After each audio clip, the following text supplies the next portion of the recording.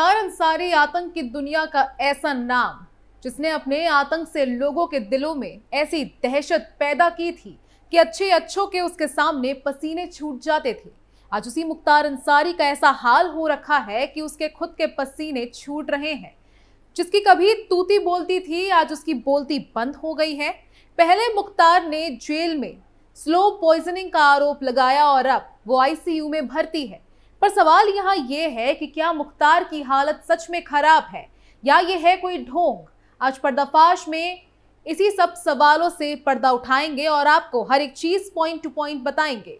नमस्कार, हमारा खास शो पर्दाफाश देख रहे हैं आप और मैं हूं आपके साथ राजप्रीत कौर।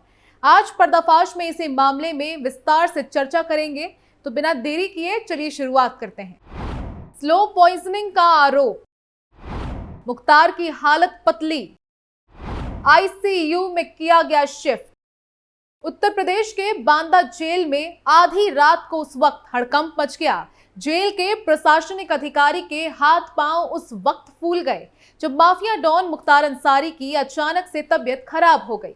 जी हां, यूपी की बांदा जेल में बंद माफिया डॉन मुख्तार अंसारी की तबीयत बिगड़ गई, जिसके बाद उसे मेडिकल कॉलेज में भर्ती कराया गया है। सूत्रों की माने तो मुख्तार का इलाज मेडिकल कॉलेज के आईसीयू में चल रहा है। हालांकि मुख्तार की तबीयत को लेकर जिला प्रशासन, पुलिस प्रशासन और जेल प्रशासन की ओर से पूरी तरह से चुप्पी साध ली गई है। 2 दिन पहले ही मुख्तार अंसारी की सुरक्षा व्यवस्था में लापरवाही को लेकर एक जेलर और 2 डिप्टी जेलर को सस्पेंड किया गया था। सूत्रों के मुताबिक मुख्तार बीते 3 दिनों से यूरिनल इन्फेक्शन से परेशान था। उसे रात में 1 बजे जिला अस्पताल में शिफ्ट किया गया था। डॉक्टर्स ने शुरुआती जांच के बाद सर्जरी रेकमेंड की थी, जिसके बाद मुख्तार को सर्जिकल इंटरवेंशन के लिए आईसीयू में शिफ्ट किया गया है। मुख्तार ने जेल में स्लो पॉइजन देने का लगाया था आरोप। इससे पहले मुख्तार अंसारी ने आरोप लगाया था कि उसे जेल में स्लो पॉइजन दिया गया है। 21 मार्च को जब बाराबंकी की एमपी एमएलए कोर्ट में चर्चित एम्बुलेंस मामले में मुख्तार अंसारी की पेशी थी, तो उसके वकील ने कोर्ट में एप्लीकेशन दिया था जिसमें लिखा था कि 19 मार्च की रात में मुझे खाने में पॉइजन दिया गया था, जिसकी वजह से मेरी तबीयत खराब हो गई है। ऐसा लग रहा है कि मेरा दम निकल जाएगा और बहुत घबराहट हो रही है। कृपया मेरा सही से डॉक्टरों की टीम बनाकर इलाज करवा दे। 40 दिन पहले भी मुझे पॉइजन मिलाकर दिया गया था। आगे बढ़ने से पहले जरा आपको ये बताते हैं कि एम्बुलेंस मामला आखिर था क्या, जिसकी वजह से मुख्तार अंसारी आज जेल की सलाखों के पीछे है। क्या है एम्बुलेंस प्रकरण? दरअसल मुख्तार अंसारी पंजाब की रोपड़ जेल में बंद था, तब उसे मोहाली कोर्ट में पेश किया गया था। उस वक्त यूपी के बाराबंकी जिले की नंबर प्लेट लगी एम्बुलेंस से मोहाली कोर्ट पहुंचा था। इसके बाद मऊ जनपद के श्याम संजीवनी हॉस्पिटल की संचालिका डॉक्टर अलका राय के खिलाफ बाराबंकी के तत्कालीन एआरटीओ पंकज सिंह ने जालसाजी का मुकदमा दर्ज करवाया था। अब जरा एक बार टाइम लाइन में समझाते हैं कि कब क्या हुआ। 21 मार्च 2013 एक ambulance UP AT 7171 ARTO office में फर्जी दस्तावेज से पंजीकृत कराई गई। 31 मार्च 2021 मुख्तार अंसारी के पंजाब की रोपड़ जेल में बंद रहने के दौरान एम्बुलेंस का गलत इस्तेमाल पाया गया। 2 अप्रैल 2021 मऊ जनपद के श्याम संजीवनी हॉस्पिटल की संचालिका डॉक्टर अलका राय के खिलाफ बाराबंकी के तत्कालीन एआरटीओ पंकज सिंह ने जालसाजी का मुकदमा दर्ज करवाया। 4 जुलाई 2021 फर्जी कागजों के जरिए एम्बुलेंस पंजीकृत कराने और गलत इस्तेमाल को लेकर पुलिस ने मुख्तार अंसारी, डॉक्टर अलका राय समेत कई के खिलाफ आरोप पत्र दाखिल किए। 25 मार्च 2022 शहर कोतवाली में मुख्तार अंसारी समेत 13 लोगों पर गैंगस्टर एक्ट का मुकदमा दर्ज हुआ, जिसकी सुनवाई चल रही है। अब आगे बढ़ते हैं और मुख्तार को जेल में स्लो पॉइजन देने के मामले के बारे में बात करते हैं। जहां एक तरफ मुख्तार ने स्लो पॉइजन के आरोप लगाए थे, वहीं इसके बाद कोर्ट ने मुख्तार के चेकअप के लिए 2 डॉक्टरों के पैनल की टीम जेल भेजी थी। इसमें एक फिजिशियन और एक ऑर्थोपेडिक स्पेशलिस्ट डॉक्टर शामिल थे। टीम ने चेकअप के बाद ब्लड टेस्ट करवाया, वहीं रिपोर्ट आने पर कब्ज और दर्द की कुछ दवाएं दी गई। डॉक्टरों ने जेल प्रशासन को बताया कि रोजा रखने के कारण ऐसा हो रहा है। भूख के बाद अचानक ओवरफीडिंग की वजह से मुख्तार को दिक्कत हो रही है। फिलहाल उसका इलाज किया जा रहा है। जेल प्रशासन द्वारा मुख्तार अंसारी की मेडिकल रिपोर्ट कोर्ट को भेजी गई। जेल प्रशासन ने खारिज कर दिया था आरोप। वहीं बांदा जेल के सुपरिटेंडेंट ने मुख्तार अंसारी के स्लो पॉइजन देने के आरोपों को खारिज कर दिया था।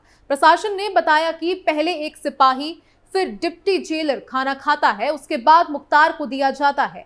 जेल के 900 बंदी भी यही खाना खाते हैं। ऐसे आरोप बेबुनियादी हैं। सुरक्षा व्यवस्था की बात करें तो सीसीटीवी के साथ साथ सिविल और पीएसी का कड़ा पहरा है। मैं खुद निगरानी करता हूं। शैतान कर रहा मारने की कोशिश। मुख्तार के भाई सांसद अफजल अंसारी ने भी उनके भाई की हत्या करने की साजिश रचने का आरोप लगाया है। इस मामले में मुख्तार के बेटे ने सर्वोच्च न्यायालय में याचिका दाखिल की है। सांसद अफजल अंसारी ने मुख्तार अंसारी को उत्तर प्रदेश से बाहर किसी भी जेल में भेजने और मामले का ट्रायल कराए जाने की मांग कोर्ट से की है। अफजल अंसारी ने अपने एक बयान में कहा था कि मौत का एक दिन फिक्स है, लेकिन शैतान मारने की कोशिश कर सकता है और वो लगातार हो रहा है। अफजल अंसारी आज अपने भाई मुख्तार अंसारी का हालत लेने बांदा के रानी दुर्गावती मेडिकल कॉलेज जाएंगे। मुख्तार अंसारी के खिलाफ हत्या, अपहरण और फिरौती सहित कई आपराधिक मुकदमे दर्ज हैं। एक समय पर आतंक का पर्याय माने जाने वाले मुख्तार अंसारी की हालत अभी बेहद खराब है। वो माफिया जिसे देखते ही अच्छों की आंख डर से बंद हो जाती थी, वो खुद आज इस हालत में है कि उसकी खुद की आंखें अब नहीं खुल रही हैं। चलिए आपको मुख्तार अंसारी के कुछ ऐसे किस्सों के बारे में बताते हैं जिसने मुख्तार को आतंक की दुनिया का बाहुबली बनाया। यूपी की सियासत में बाहुबली मुख्तार अंसारी किसी पहचान के मोहताज नहीं है। गाजीपुर की मऊ विधानसभा सीट से लगातार 5 बार यूपी विधानसभा का सफर तय कर चुके मुख्तार अंसारी जेल से ही चुनाव जीतते रहे हैं।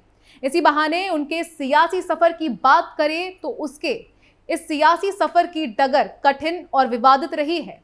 विरासत में सियासत तो उन्हें मिली, लेकिन उन्हें यहां पहुंचने के लिए जरायम की दुनिया से होकर आना पड़ा। असल में मुख्तार अंसारी का ताल्लुक गाजीपुर के संभ्रांत मुस्लिम परिवार से है।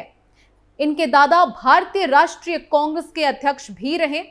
वहीं उनके नाना सेना के अधिकारी थे जो महावीर चक्र से सम्मानित हुए थे। लेकिन मुख्तार अंसारी की आपराधिक फहरिस्त उनके परिवार कीर्ति पर भारी पड़ी।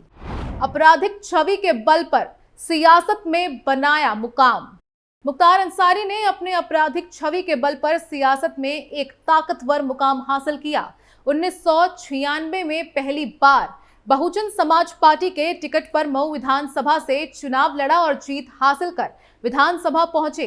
इसके बाद राजनीतिक गलियारे में बाहुबली मुख्तार अंसारी की तूती बोलने लगी। मऊ विधानसभा क्षेत्र में मुख्तार के नाम का सिक्का चलता, तभी तो उन्होंने 3 विधानसभा चुनाव जेल में बंद रहकर जीत लिए। मुख्तार अंसारी ने वर्ष 2002, 2007, 2012 और 2017 में जीत हासिल की। इस दौरान मुख्तार ने सपा, बसपा, अपना दल जैसे अलग अलग दलों का चक्कर लगाने के बाद अपनी पार्टी का गठन किया। कृष्णानंद हत्याकांड के बाद सुर्खियों में आए मुख्तार अंसारी का नाम 2005 में उस वक्त पूरे देश में चर्चित हो उठा जब बीजेपी विधायक कृष्णानंद राय की हत्या में उसका नाम सामने आया। लाइट मशीन गन केस में नाम आने के बाद से वो चर्चा में थे। 2005 में एक विधायक की हत्या के मामले में उसका नाम आने के बाद उसने राजनीतिक गलियारे में भी हलचल मचा दी। हालांकि जब कृष्णानंद राय की हत्या हुई तो उस समय मुख्तार जेल में बंद थे, लेकिन इस बात की चर्चा थी कि मुख्तार अंसारी ने जेल से ही विधायक कृष्णानंद राय की हत्या कर दी। कृष्णानंद राय ने मुख्तार के भाई को हराया था चुनाव में। विधायक कृष्णानंद राय की हत्या के पीछे मुख्तार अंसारी का हाथ होने की वजहों को लेकर कई अटकलें लगती रही हैं। कहा जाता है कि यूपी की मोहम्मदाबाद विधानसभा सीट पर मुख्तार अंसारी और उनके भाई अफजल अंसारी का प्रभाव था। 1985 से लगातार ये सीट अंसारी परिवार के कब्जे में रही, लेकिन 2002 में बीजेपी उम्मीदवार कृष्णानंद राय ने अफजल अंसारी को हराकर ये सीट हासिल की, जो मुख्तार के सियासी कद पर दाग साबित हो रहा था। इस वजह से विधायक कृष्णानंद की हत्या करवाई गई। मायावती से नहीं बनी तो बना दी थी नई पार्टी। बसपा से चुनाव जीतने के बाद मुख्तार का सियासी कद इतना बढ़ गया कि वो पार्टी के टिकट बंटवारे में भी हस्तक्षेप करने लगे। इस दौरान बसपा में टिकट बंटवारे को लेकर बसपा सुप्रीमो से भी उसकी कड़वड़ाहट सामने आई। इसके बाद उन्होंने कौमी एकता दल का गठन किया और चुनाव में जीत हासिल की। बाद में बसपा में ही इस पार्टी का विलय हो गया। वहीं अब मुख्तार अंसारी की हालत कुछ ऐसी हो गई है कि अब वो ना कुछ करने और ना कुछ बोलने की हालत में है। खैर, अब देखना यह है कि अब आगे क्या होता है। पर्दाफाश में आज के लिए बस इतना ही। बाकी तमाम खबरों के लिए देखते रहिए कैपिटल टीवी उत्तर प्रदेश और आप अपनी राय हमें कमेंट कर जरूर बताएं। नमस्कार।